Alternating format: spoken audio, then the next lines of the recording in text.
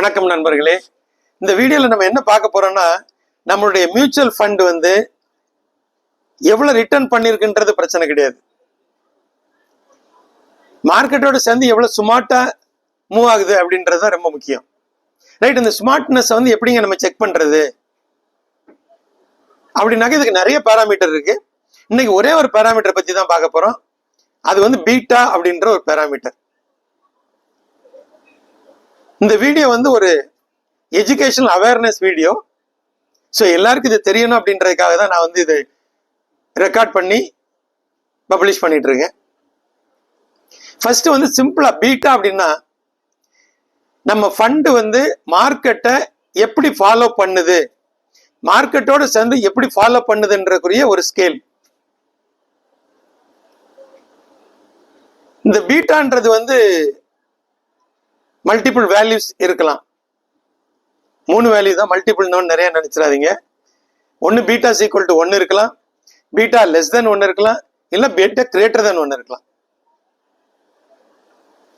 இந்த beta equal to 1 அப்படின்னா என்ன மீனிங் அப்படின்னாக்க என்ன அர்த்தம்னா மார்க்கெட்டோட சேர்ந்து மூவ் பண்ணுதுன்னு அர்த்தம். அது என்னங்க மார்க்கெட்டோட சேர்ந்து மூவ் பண்ணுது, எனக்கு புரியலையே, கொஞ்சம் புரிய முடியும் சொல்லுங்க அப்படின்னீங்கன்னாக்க ஒரு உதாரணத்தோட சொல்றேன். ஒரு சின்ன உதாரணம்.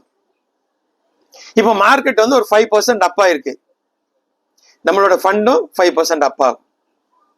மார்க்கெட் 5% டவுன் ஆகுது, நம்ம ஃபண்டும் ஒரு 5% டவுன் ஆகும். இவ்வளவுதாங்க.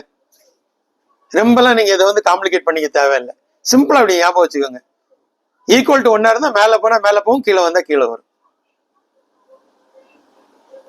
ரைட்டா? இது ஃபர்ஸ்ட்.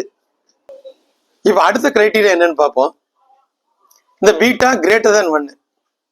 இதுலயே நம்மளுக்கு கிரேட்டர் தென் இருக்கு, அதாவது 1 விட அதிகமா இருக்கு.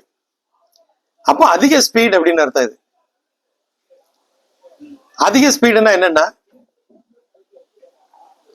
நான் ஒரு உதாரணத்துக்கு தான் சொல்றேன். இப்ப மார்க்கெட் 10% இன்க்ரீஸ் ஆகுது அப்படின்னா இது 10க்கு மேல மூவ் ஆகும். மேபி ஒரு 12%, 13% மாதிரி மூவ் ஆகும். சோ இந்த மாதிரி சொன்னோம்னா இது ஒரு அப்போ இந்த மாதிரி ஃபண்டை தான் வாங்கணும்னு நினைச்சிடாதீங்க. அதே அளவுக்கு ரிஸ்க் இருக்கு.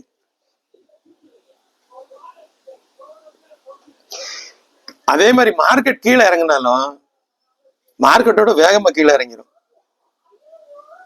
இந்த எவ்வளவு கீழே மேல இறங்குதுன்றது லெஸ் தென், இப்ப கிரேட்டர் தென் 1ங்கும் போது இது 1.2 இருக்கலாம், 3 அந்த மாதிரி இருக்கும். ஸோ அந்த வேல்யூவை பேஸ் பண்ணி அந்த அளவுக்கு மேலேயோ கீழேயோ இறங்குங்க. இவ்வளவுதான். இதே மாதிரி அப்படியே லெஸ் தென் 1 மார்க்கெட் எவ்வளவு வேகமா போனாலும் என்ன இது பண்ணாலும் நம்மளோட ஃபண்ட் கொஞ்சம் காமா இருக்கும். அதுக்காக இது இறங்கவே இறங்காது அப்படின்ற மாதிரி கிடையாது. கம்பேர்ட் டு மார்க்கெட் இதோட மூவ்மெண்ட் கொஞ்சம் ஸ்லோவா இருக்கும். ஸோ அதனால இது ஒரு ஸ்டேபிளா இருக்கும் அப்படின்னு சொல்லுவாங்க.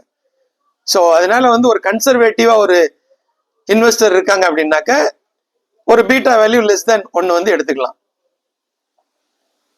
ஸோ இதுலயும் எக்ஸாம்பிள் சொல்லணும்னாக்க 10% மேல போச்சு அப்படின்னாக்க நம்மளோடது ஒரு 8%, அதாவது நம்மளோடது 8% மேல போகலாம்.